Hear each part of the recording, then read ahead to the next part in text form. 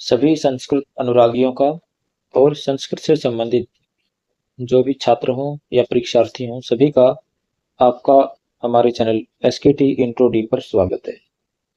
हमने चैनल के नाम में थोड़ा सा परिवर्तन किया है ताकि अब आप यूट्यूब पर यदि इसको एसकेटी इंट्रो डी लिखकर सर्च करेंगे, सबसे पहले हमारा चैनल ही आएगा। तो आप चैनल पर जाकर प्लेलिस्ट में अपने रुचि से संबंधित वीडियो आप देख सकते हैं।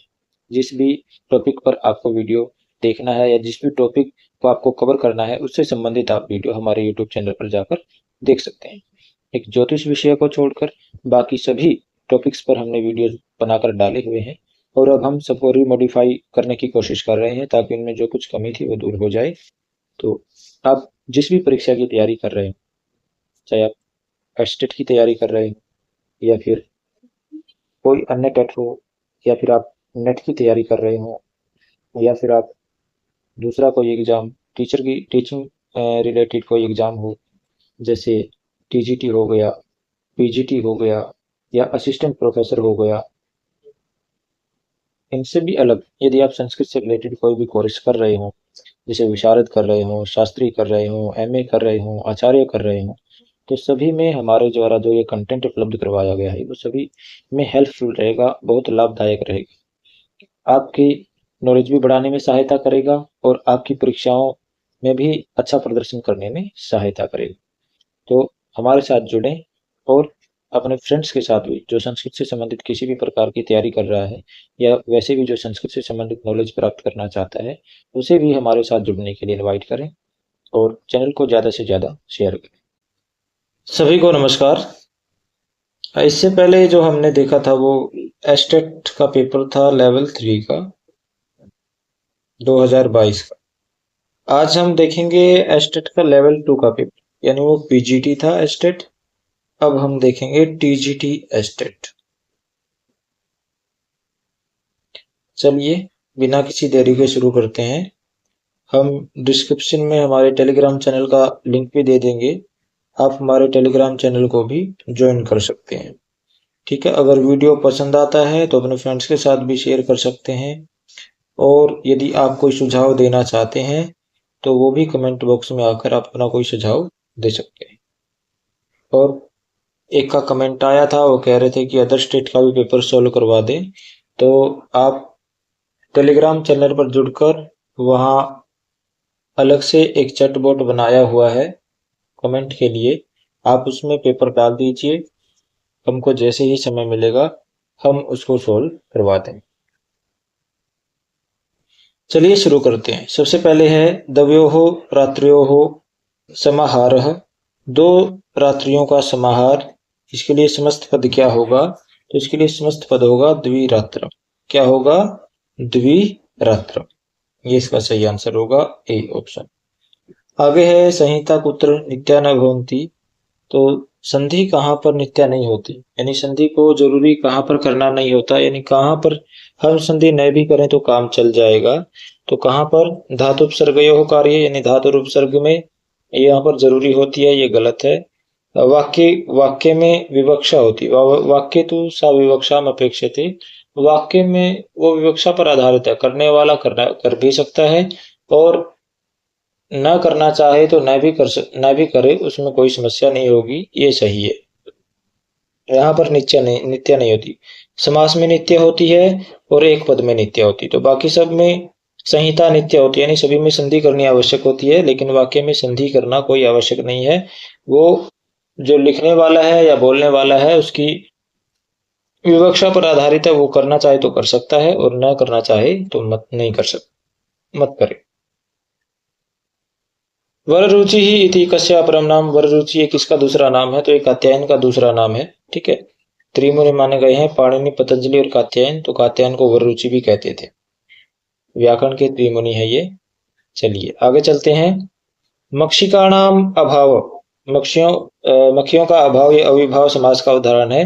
निर्मक्षिकम इसका बन जाएगा निर्मक्षिकम, मक्षिकाणाम अभाव निर्मक्षिकम।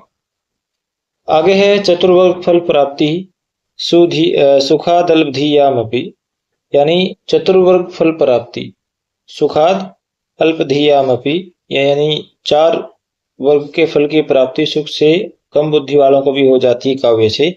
उक्ति रियम अस्ति, ये किसकी उक्ति है? तो ये विश्वनाथ ने कही है साहित्य दर्पण में। ठीक है, साहित्य दर्पण इन्होंने लिखा है, इसमें 10 परिच्छेद हैं। तो जब काव्य का प्रयोजन का कथन होता है तब ये बताते हैं काव्य के क्या प्रयोजन है। तो काव्य से 4 वर्गों की प्राप्ति सुख से हो जाती है, जो कम बुद्धि वाले हैं उनको भी। चलिए आगे चलते हैं।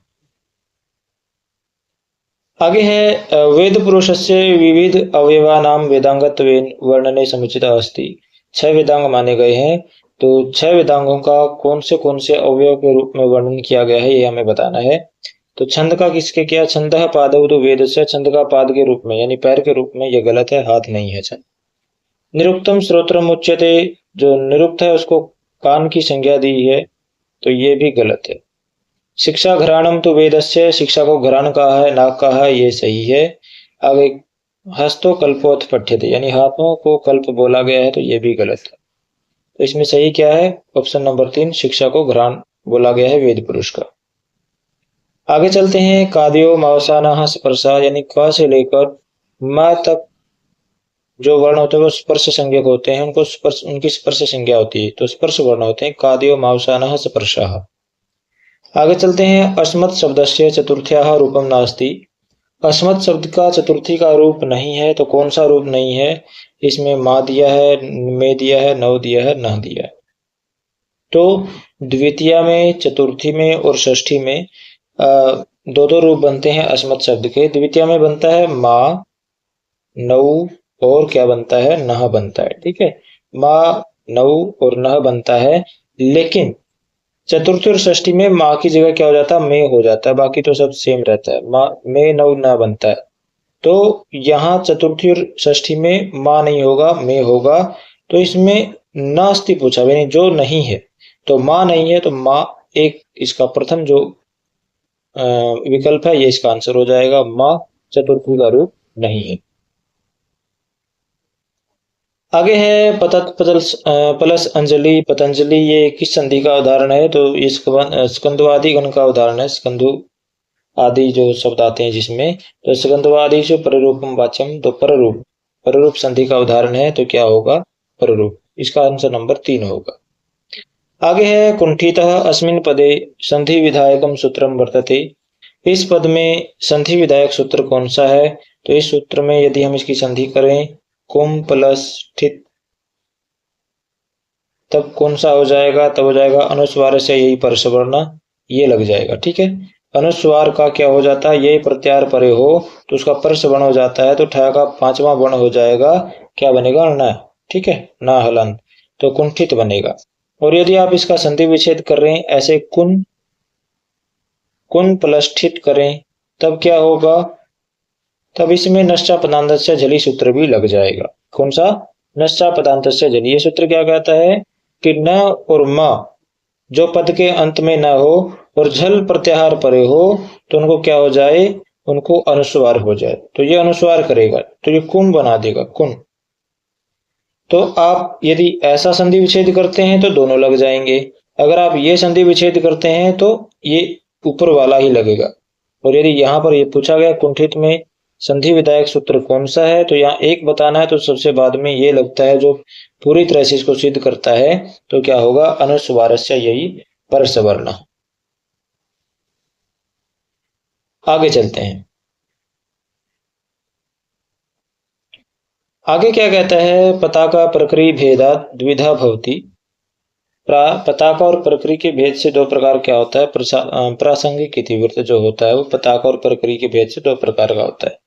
तो इसके 2 भेद होते हैं प्रासंगिक इतिवृत्त के। पताका मतलब जो दूर तक लहराए, जैसे रामायण में सुग्रीव का वृतांत चलता है, वो बहुत लंबे उसमें चलता है। ठीक है, और एक होता है प्रक्रिय मतलब जो छोटे से भाग में ही जो समाप्त हो जाए, जैसे शबरी वृतांत आ गया। ठीक है, शबरी वृतांत आ गया, मारीच वृतांत आ गया, ये क्या है? ये प्रक्रिय है। चलिए आगे चलते हैं। भू धातु हो लिंगी रूपम नास्ति, भू धातु का लिंग लकार में रूप नहीं है। लिंग के भी 2 भेद होते हैं, आश्रलिंग और विधि लिंग। तो यहाँ ये लगभग विधि लिंग के ही दिए हैं। भवेत भवेताम भवेयुः, भवे भवेतम भवेत, भवेयम भवेव भवेम। तो भवेत भी बनता है, भवेत, भवेताम, भवेयुः भी बनता है। भवे, भवेतम, भवेत, भवेयम, भवेयम भी बनता है। भवेन ये तो कहीं भी नहीं बनता, किसी भी लकार में नहीं बनता, तो ये गलत है।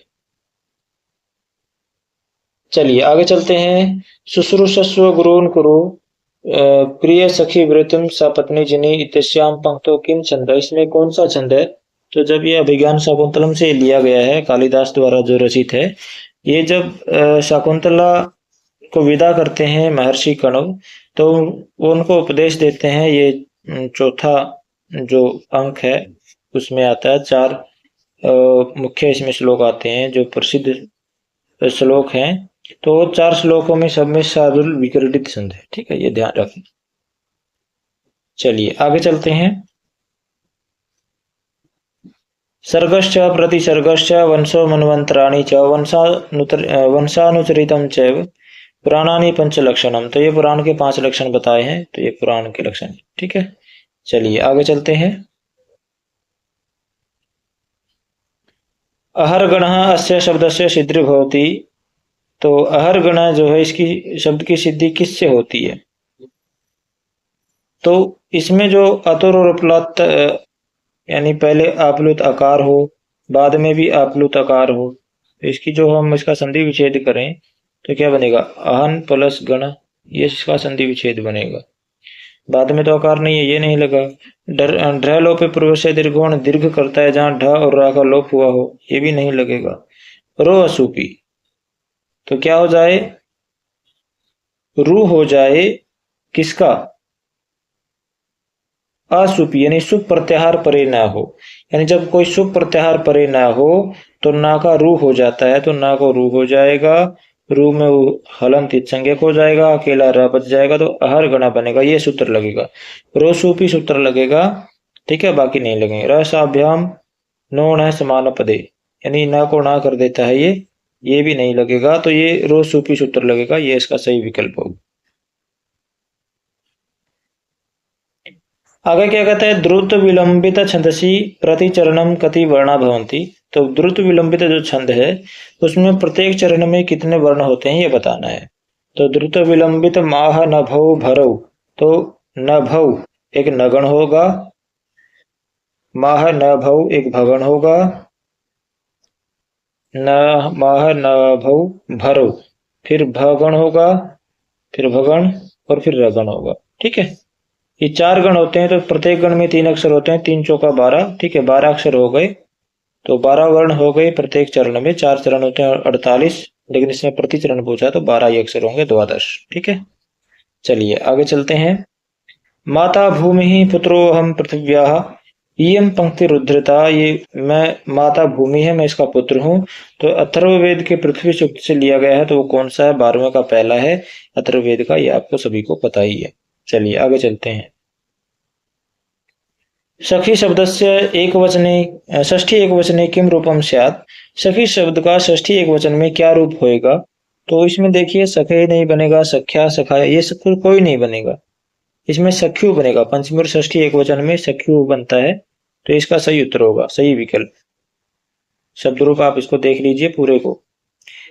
पुनर्प्लस रमते इत्यत्र संधि युक्तम पदम स्यात्। इसमें संधि युक्त पद कौन सा है? तो संधि युक्त पद कौन सा होगा? पुनरमते होगा। क्यों होगा? यहाँ पुनर र के बाद रा या रोरी सूत्र से इस एक रकार का लोप हो जाएगा, तो फिर एक सूत्र आता है ढ लोपे पूर्व से दीर्घोण, यानी जहां पर ढ और रा का लोप हुआ है तो वहां पूर्व का जो भी है उसको दीर्घ हो जाता है। जिसका लोप हो उससे पहले का जो अच्छा उसको दीर्घ हो जाता है, तो क्या हो जाएगा? न में जो अ इसका आ हो जाएगा, पुनरमते बनेगा। तो ये उसका सही उत्तर है। आप इसको नंबर 3 को सही टिक कर लीजिए। आगे है लभ्यम इति पदे प्रकृति प्रत्यय सतः। लभ्यम में लभे यथ, यथ प्रत्यय से लभ्यम में यथ प्रत्यय। चलो, ये आसान से क्वेश्चन है, इनमें भी 1-2 क्वेश्चन है ऐसा जो आपको मतलब गलत हो सकता है, फिर भी ज्यादातर देखा जाए तो इसका टीजीटी का जो लेवल है वो इतना हार्ड नहीं होता, पीजीटी का ज्यादा हार्ड होता है। विसर्ग से उच्चारण स्थानम वर्तते। विसर्ग का उच्चारण स्थान क्या है? अकुह विसर्जनीय नाम कंठ, यानी अ का वर्ग और ह का और विसर्ग का उच्चारण स्थान क्या है? कंठ। तो कंठ इसका उच्चारण स्थान है। नंबर 3।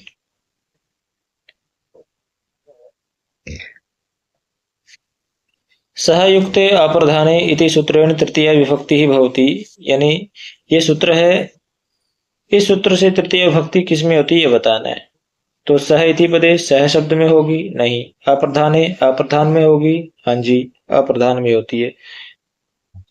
प्रधाने प्रधान में तो नहीं होती। सहयुक्त इति नहीं, सहयुक्त में नहीं होगी। तो किस में होगी? अप्रधान में। जैसे पुत्रेण सह, पुत्रेण सह आगतः पिता, ठीक है, पुत्रेण सह आगतः पिता। तो इसमें क्या है कि पुत्र के साथ पिता आया, आने का काम किसने किया? पिता ने। तो पिता तो प्रधान हो गया ना, और क्रिया भी पिता के अनुसार ही आई है। तो अप्रधान कौन हुआ फिर? पुत्र हुआ। तो पुत्र में क्या हुई? तृतीय विभक्ति का प्रयोग हुआ। यदि आपने हमारी कार्य से संबंधित वीडियो नहीं देखी है, आप प्लेलिस्ट में जाकर हमारा कारक प्रकरण का वीडियो देखिए, आपको सारी चीजें क्लियर हो जाएंगी। आगे है भवंती भव्येषु पक्षपाताः उक्तिरेयं कस्य कवेः अस्ति। ये जो उक्ति है ये किस कवि की है? कालिदासस्य, माघस्य, भासस्य, भारवी। तो ये भारवी की उक्ति है। भारवी का एक ही ग्रंथ प्राप्त होता है, किरातार्जुनीयम। भारवी का एक ही ग्रंथ प्राप्त होता है, किरातार्जुनीयम। तो इसका कथन क्या, ये कहना क्या चाहता है कि वो जब दूत को, वनेचर को भेजता है कहां पर? हस्तिनापुर गुप्तचरी के लिए। तो आकर खबर देता है, क्या होता है, वो वहां के क्रियाकलापों के बारे में बताता है कि जो धृतराष्ट्र वो अपने पुत्र प्रेम में अंधा हुआ बैठा है और वो उसका ज्यादा पक्षपात कर रहा है। तो इसका ये उक्ति आई है, इसका भी यही मतलब है कि जो अपना आदमी होता है, जो अपना स्वजन जो होता है, उसके प्रति जो है वो लोग पक्षपात करते हैं, यानी उसका जो पक्षपात लेते हैं। यदि मान लीजिए कोई बड़ा अधिकारी है और उसी के परिवार में से किसी के खिलाफ कोई शिकायत हो जाए, तो वो जो है अपने परिवार वाले सदस्य का ही पक्ष लेगा। ये पक्षपात होता है अपने लोगों की वजह से, ये कहा गया है इसमें। चलिए आगे चलते हैं। पाषाण हृदय इत्यस्य समस्त पदस्य विग्रह भविष्यति। पाषाण हृदय, इस समस्त पद का विग्रह क्या होगा? पाषाण की तरह हृदय वाला, यानी पाषाण की तरह जिसका, पत्थर की तरह जिसका कठोर हृदय हो, तो पाषाणवत हृदय में ये इसका होगा। तो ऑप्शन नंबर 2 आप इसको कर लीजिए। आगे है जगति शब्द रूपम वर्तते। जगति शब्द रूप क्या है? जगति शब्द रूप कौन से विभक्ति का है, ये आपको बताना कौन से वचन का है। तो जगत, जगति, जगंती, ऐसे इसके रूप चलते हैं स्त्रीलिंग में। तो ये जो जगति बनता है, ये गी और सुप, गी कहां पर आता है? सप्तमी एक वचन में आता है, गी प्रत्यय। तो सप्तमी एक वचन का ये रूप है जगति। आगे है मुक्तिक उपनिषद अनुसारम कति उपनिषदः, यानी मुक्तिक उपनिषद के अनुसार कितने उपनिषद है? मुक्तिक नहीं है, मुक्तक उपनिषद होगा, मुक्तक उपनिषद। तो कितने उपनिषद है इसके अनुसार? तो इसके अनुसार जो है वो 108 उपनिषद है। कितने उपनिषद हैं? 8। शंकराचार्य जी ने तो 10 पर ही अपने भाष्य लिखे हैं, बाकी 108 उपनिषद ये मानता है मुक्तक उपनिषद। चलिए आगे चलते हैं। आगे जो है भवंती नम्रास्त्रव फलोदगमयी नवाम्भुभिर्दूरविलंबिनो घना अनुद्धतः पुरुष सत्पुरुषा समृद्धि भी स्वभाव विवेश। तो आगे क्या आपको रिक्त स्थान पूर्ति करनी है? परोपकारिणा, यानी जो पेड़ हैं वो फल आने से झुक जाते हैं, जो बादल हैं वो पानी आने से झुक जाते हैं, बरस जाते हैं। अनुदतः सत्पुरुषा समृद्धि भी, और जो सज्जन लोग होते हैं वो भी जब सुविधा संपन्न हो जाते हैं तो वो भी विनम्र, और ज्यादा विनम्र हो जाते हैं। तो स्वभाव ऐसा परोपकारी नाम, ऐसा जो परोपकारी होगा वो स्वभाव ही होता है। तो ये क्या है? ये परोपकारी नाम आएगा इसमें। आगे है राज्य समीपम इति विग्रहे समस्त पदम किम। राजा के समीप इस विग्रह में समस्त पद क्या है? उपराजम बनेगा। प्रश्न नंबर उत्तर नंबर 4, विकल्प नंबर 4। चलिए, देवर्षि कलानाथ शास्त्रिणः रचना नास्ति। देवर्षि कलानाथ शास्त्री की रचना नहीं है। कौन सी रचना नहीं है? जीवनस्य पृष्ठ चतुष्टयम। अच्छा, ये पृष्ठ चतुष्टयम नहीं, पृष्ठद्वयम होगा। अगर पृष्ठद्वयम होता तो ये रचना हो जाती, लेकिन चतुष्टयम लिख दिया, ये गलत है। ये इनकी रचना नहीं है। कथानक वल्ली ये इनकी रचना है। विद्वंजन चरितामृतम ये भी इनकी रचना है, पिछले पेपर में हमने देखा था। संस्कृत नाट्यवल्लरी ये भी इनकी रचना है। बाकी तीनों इनकी रचनाएं हैं। पृष्ठ चतुष्टयम नहीं है, पृष्ठद्वयम है। अगर पृष्ठद्वयम होता तो सही होता, लेकिन ये पृष्ठ चतुष्टयम है, तो ये पहला इसका आंसर आ जाएगा। पहले इनकी रचना नहीं है। आगे चलें। रसो मुख्यतया अनुकार्ये रामादवे भवति मतमिदं कस्य। रस जो मुख्य रूप से अनुकार्य में ही होता है, अनुकर्ता में नहीं होता। अनुकार्य क्या है? जिसका अभिनय किया जाता है। जैसे कोई राम का अभिनय कर रहा है तो अनुकार्य क्या होगा? राम। अनुकर्ता कौन होगा? जो उसका अभिनय करता है, नट आदि। ठीक है, तो ये मत किसका है कि जो रस है वो अनुकार्य में ही होता है, यानी राम का अभिनय करता है तो रस तो राम में ही रहेगा। तो ये किसका कथन है? देखिए, रस से संबंधित चार मत हमें प्राप्त होते हैं। उत्पत्तिवाद,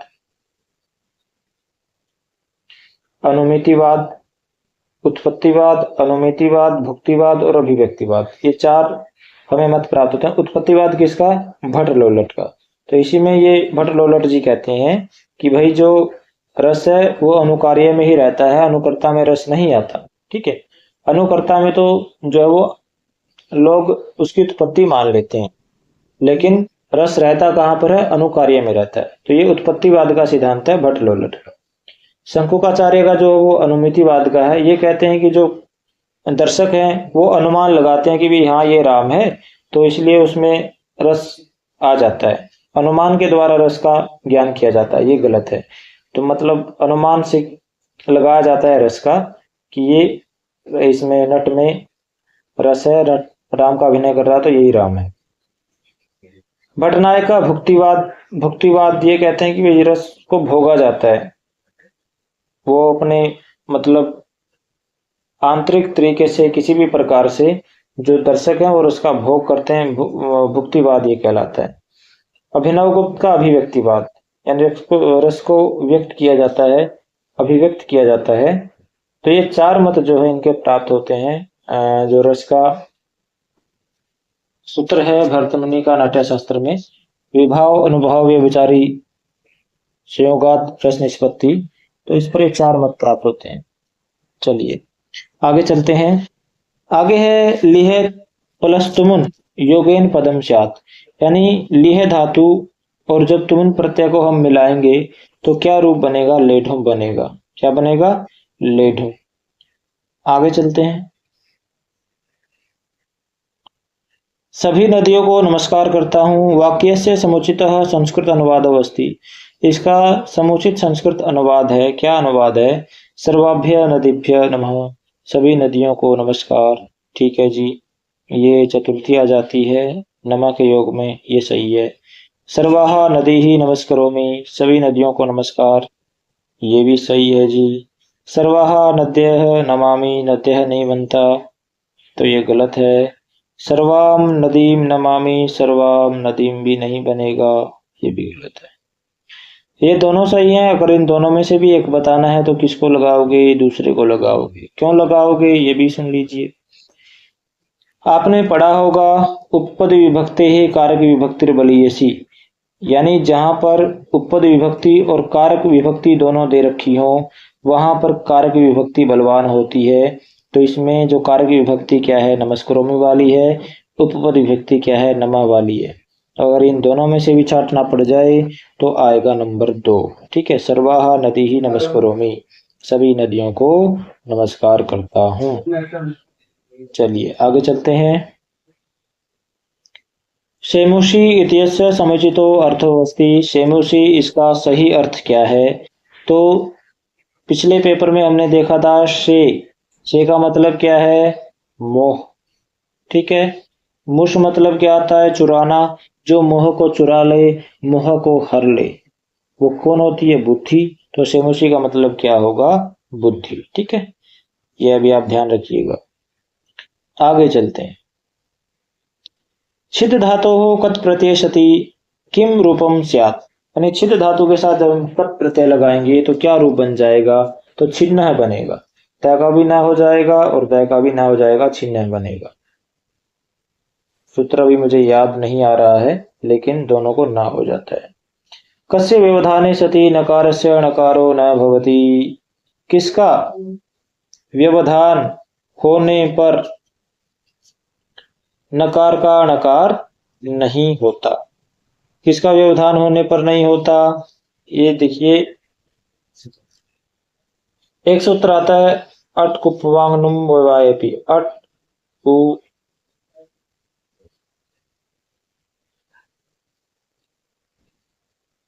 अट कुपवांग कुपु नुम व्यवायपि, यानी इनका व्यवधान होने पर भी क्या हो जाता है, अणकार का नकार नकार हो जाता है। तो कु मतलब कवर, कवर आ जाए तो न को ना हो जाएगा, तो इसमें तो कोई दिक्कत नहीं है, ये नहीं आएगा। पवर्ग पु भी यानी पवर्ग भी होगा तो हो जाएगा, कोई नहीं। अट अट वर्ण आ जाएंगे तो भी कोई चक्कर नहीं।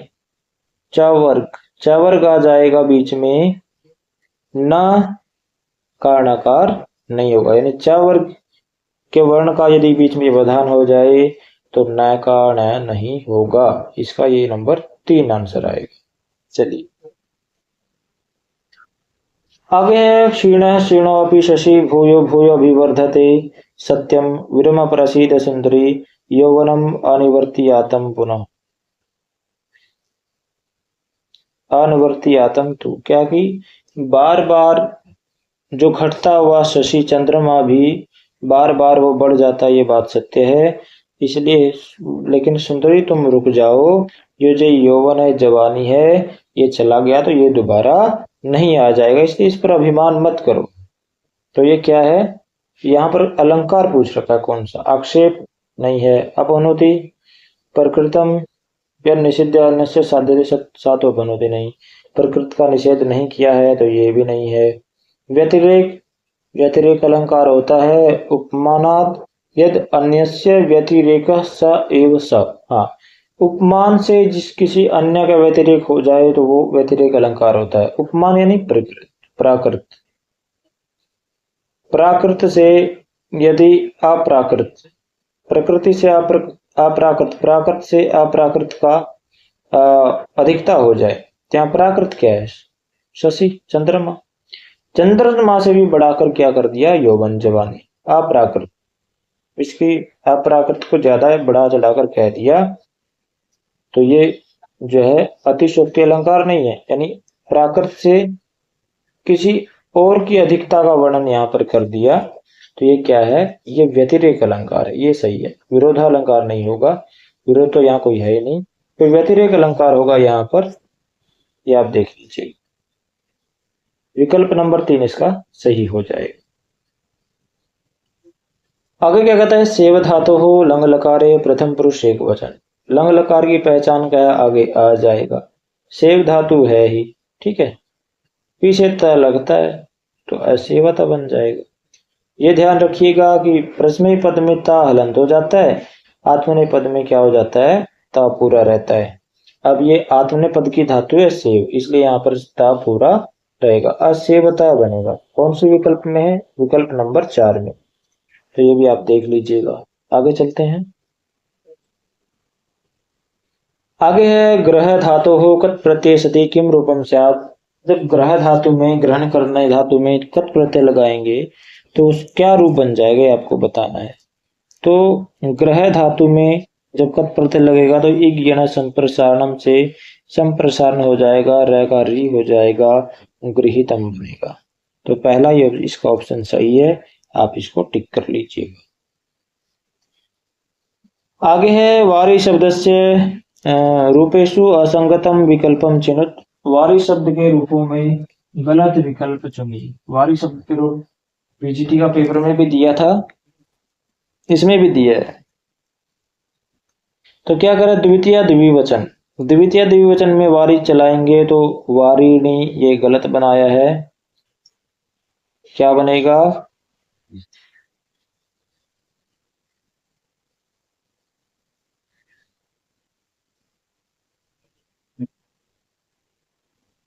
वारिणी।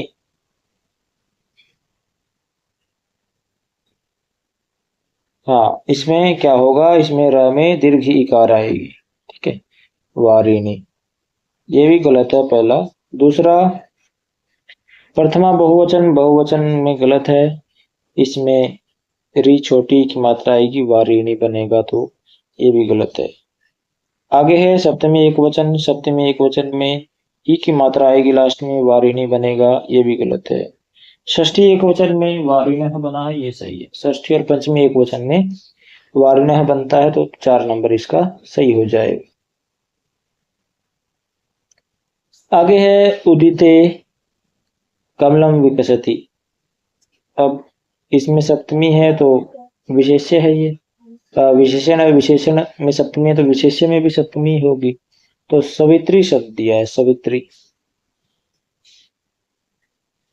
सविते नहीं बनता, सवित्री जो शब्द है उसका सवितरी बनेगा। सप्तमी एक वचन में दूसरा विकल्प सही है, आप इसको टिक। चलिए आगे, अव्यय पदम विकारम प्राप्नोति। अव्यय पद कहाँ पर विकार प्राप्त करता है? आपने कारिका पढ़ी होगी, सदृशम त्रिषु लिंगेषु सर्वासु च विभक्तिषु यद न व्यति तद अव्ययम। यानी जो तीनों विभक्तियों में, तीनों वचनों में, तीनों लिंगों में एक समान रहता, कभी नहीं बदलता, वो अव्यय कहलाता है। तो इसका तो मतलब ये नहीं कि अव्यय बदल जाए, विकार आ जाए अव्यय में, तो सारे ही गलत हैं। लास्ट में ना कुत्रा भी, ये सही है, कहीं भी ये विकार प्राप्त नहीं करता। आगे है भिन्न वर्गीय पदम चिनुत। भिन्न वर्गीय पदों को चुनिए, तो भिन्न वर्गीय पद हमें चुनना है। अधिरोढ़ुम, इसमें तुमन प्रत्यय लगा है, ठीक है। हंतुम में तुमन प्रत्यय लगा है। सेतुम, सेतु शब्द रूप है, ये गलत है। निर्मातुम, इसमें भी तुमन प्रत्यय, बाकी सब में तुमन प्रत्यय है, लेकिन सेतुम में तुमन प्रत्यय नहीं है, इसलिए इसका विकल्प नंबर 3 आ जाएगा। सेतुम में द्वितीय एक वचन है।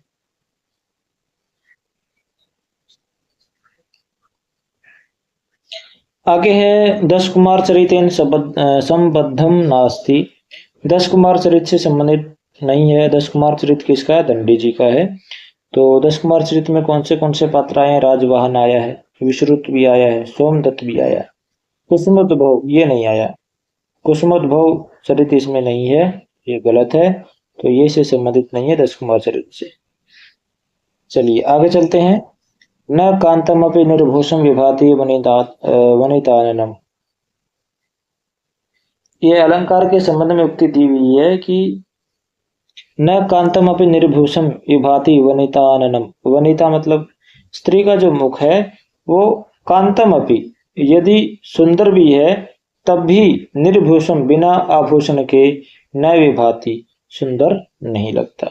यदि किसी महिला का, स्त्री का मुख सुंदर भी है, फिर भी यदि उस पर कोई आभूषण वो नहीं पहनी है, कोई श्रृंगार सज्जा नहीं की है, फिर भी वो सुंदर नहीं लगता।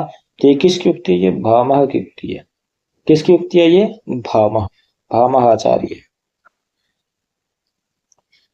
चलिए आगे चलते हैं। आर्या छंदसः संदर्भे समुचितम कथनम अस्ति। आर्या छंद के संदर्भ में समुचित कथन है, क्या है वही अच्छा सही कथन कौन सा है, ये हमको बताना है।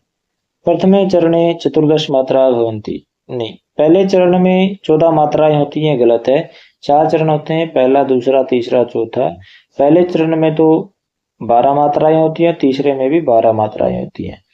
और जो दूसरा और चौथा चरण है, दूसरे में 18 मात्राएं होती हैं और चौथे चरण में 15 मात्राएं होती हैं। तो ये पहला तो गलत है भाई, पहला सही नहीं है।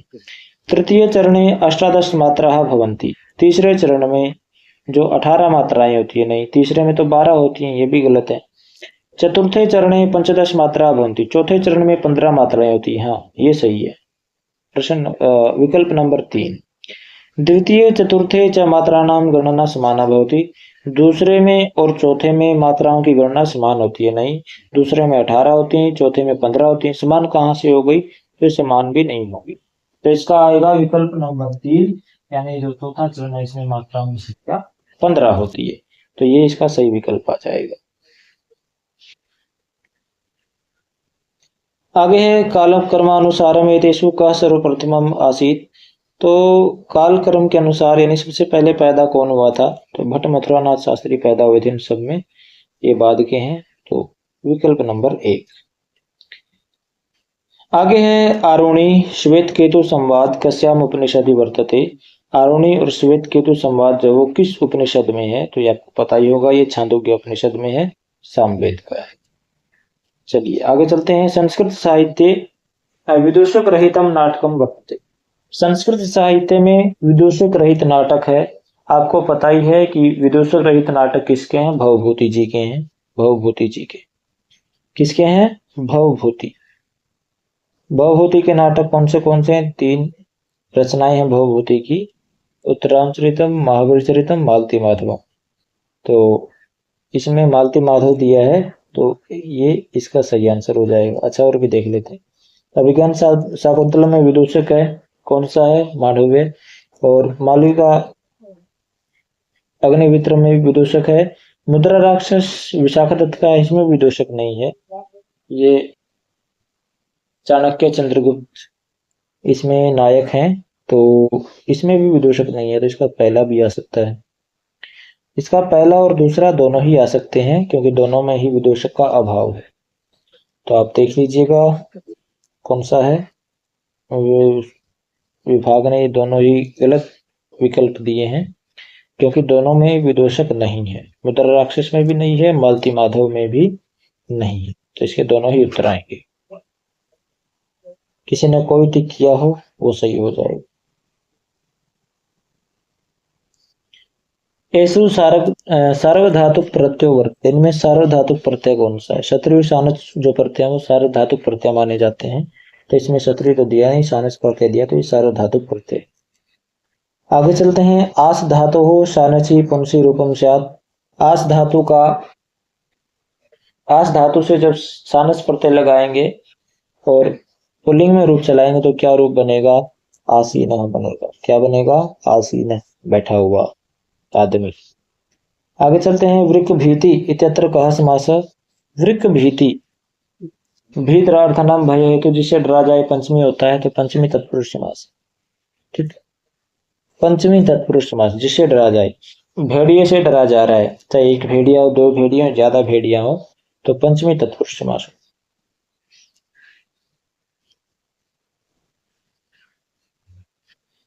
तवम आवा महिमा च मंदिरम, तुम हम दोनों और महिमा मंदिर में जाते हैं। तो भाई ये जो ऐसा प्रश्न है, ये हमने अभी तक एस्टेट के 3-4 पेपर किए, तो सभी में ऐसा प्रश्न आया है। तो इसमें कहना मतलब सिंपल सा है, ये कहना क्या चाहता है इसमें। यदि इसमें अहम आवाम वयम में से दिया है किसी का, तो हमेशा उत्तम पुरुष की क्रिया आएगी। यदि सारे मिला के 2 से ज्यादा हो जाते हैं तो बहुवचन आएगा। यदि 2 ही बनते हैं टोटल मिला के तो द्विवचन आएगा। और यदि अहम आया है तो एक वचन ही आएगा, और कोई नहीं आया होगा। हाँ, यदि इसमें अहम आवाम वयम नहीं दिया है और त्वम युवाम यूयम में से दिया है और प्रथम पुरुष में से दिया है कोई, तो मध्यम पुरुष की क्रियाएं लगेंगी। यदि सारे मिला के 2 बन रहे हैं तो द्विवचन की क्रिया लगेगी। अगर सारे मिला के 2 से ज्यादा बन रहे हैं तो बहुवचन की क्रिया लगेगी। ये सीधा सा सिंपल सा इसका फंडा है, आप इसको समझिए। ठीक है, तो यहाँ आवाम दिया है, आवाम मतलब हम 2 तो हो ही गए, 2 तो हम हो गए, तो हम एक तुम हो गए, और महिमा एक महिमा, 4 जन हो गए।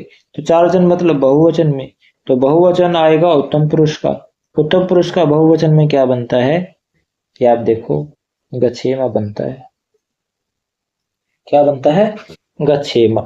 गच्छेव द्विवचन में बनता है, गच्छेत तो प्रथम पुरुष में बनता है, ये है ही नहीं, ये भी प्रथम पुरुष में बनता है गच्छेयु भी, तो ये तो नहीं आएंगे। गच्छेमा आएगा, बहुवचन में बनता है उत्तम पुरुष।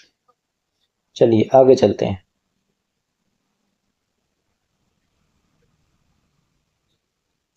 आगे शिशु उपगंगम उषितवान अत्र कति अव्यय पदानि सन्ति।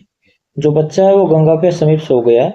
अत्र कति अव्यय पदानि, इसमें कितने अव्यय पद हैं, तो शिशु पुल्लिंग में है, एक वचन है, ये तो बदलता है, ये तो वह पद है नहीं। उषितवान भी शिशु के रूप पुल्लिंग में बना है, शिशु की तरह। उषितवान, उषितवंतो, उषितवंता बनेगा, तो ये भी नहीं है, बच गया एक उपगंगम, ये अव्यय पद है। ये जो है गंगाया समीपम अविभाव समास का हम इसको उदाहरण ले सकते हैं, इसमें एक ही अव्यय पद। आगे है ईश धातु हो लोट लकार से प्रथम पुरुष एक वचन से किम रूपम भवती। ईश धातु को लट लकार में क्या बनता है? इच्छति।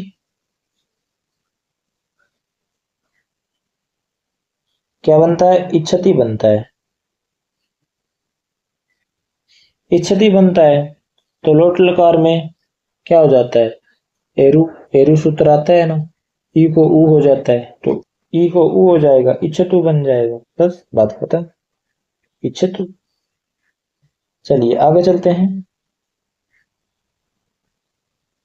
राधा स्थाल्यां तंडुलोदनं पचति इत्यत्र केन सूत्रेण इति केन सूत्रेण सिद्ध्यति।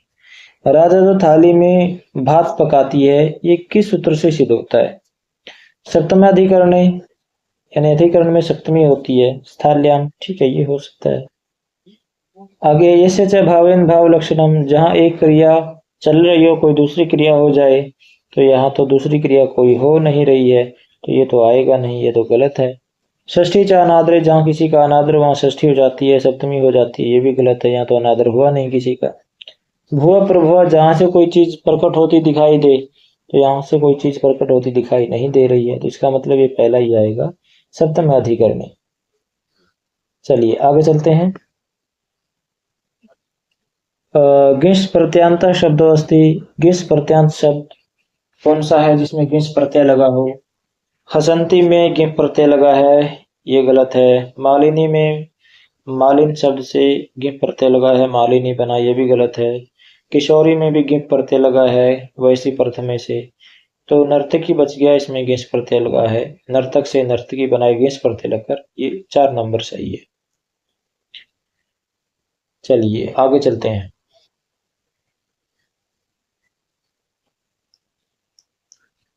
गुरु से धन स्वीकार करो इत्यस्य वाक्य से संस्कृत अनुवाद। गुरु से धन ले लो भाई, जो गुरु से धन ले लोगे तो उससे अलग हो जाएगा। ध्रुवम उपाय पादानम, यानी जहां से कुछ चीज अलग हो जाती है पंचमी होती है उसमें, तो पंचमी किस में है? गुरु हो। प्रश्न नंबर 3, गुरु हो धनम स्वीकरो, तो गुरु से पैसा ले लो, बात खत्म। चलिए आगे चलते हैं। समुचितम विकल्पम चुनुत, सही विकल्प चुनिए। ईषद सपृष्टम, ईषद सपृष्ट जो थोड़ा सा छूते हो हमारे मुख के किसी भाग, तो ये किसका है? सपृष्टम प्रयत्नम सपरसा नाम, ईषद सपृष्टम अंतस्था नाम, यानी जो अंतस्थ होते हैं उनका ईषद सपृष्ट प्रयत्न होता है। अंतस्थ वर्ण कौन से होते हैं? यन, ठीक है, ये सही है, सही विकल्प है ये। ईषद विवृतम उष्माणाम, यानी जो उष्म होते हैं, शला उष्माण, सल प्रत्याहार में जो आते हैं वो उष्म वर्ण होते हैं, उनका ईषद विवृत जो परिवर्त होता है, प्रयत्न होता है, तो ये तो मतलब अच दिया सबर, सबरों का तो विवृत प्रयत्न होता है, तो ये गलत है। विवृत प्रयत्न सबरों का होता है, सलों का तो ईषद विवृत होता है, ये भी गलत है। स्पृष्टम प्रयत्न स्पर्श वर्णों का होता है, कादियो मांसा स्पर्शा, ये भी गलत। इसलिए पहला आएगा ईषद स्पृष्टम अंतस्थाना, यानी जो अंतस्थ वर्ण होते हैं यणो अंतस्था, तो यानी जो यण प्रत्याहार में जो वर्ण आते हैं वो अंतस्थ होते हैं, उनका जो ईषद सपृष्ट वेतन होता है, तो ये पहला इसका जो विकल्प है हो जाएगा सही। धिक इति अव्यय पदस्य अर्थ अस्ति, धिक इस अव्यय पद का अर्थ क्या है? भर्त्सनम, फटकारना किसी को, धिकार, सिंपल सा प्रश्न है। आगे है रिक्त स्थान पूर्ति करनी है। क्रोधात भवति सम्मोह, तो ये सम्मोह ही आ जाएगा। क्रोधात भवति सम्मोह, सम्मोहात् मति विभ्रम, मति भ्रंशात् बुद्धिनाम से बुद्धिनाशात् प्रणश्य, ऐसा ही कोई श्लोक है, आपने भी पढ़ा होगा, तो ये जो है ये इसका विकल्प नंबर 4 आएगा। आज के लिए इतना ही। थैंक यू, धन्यवाद।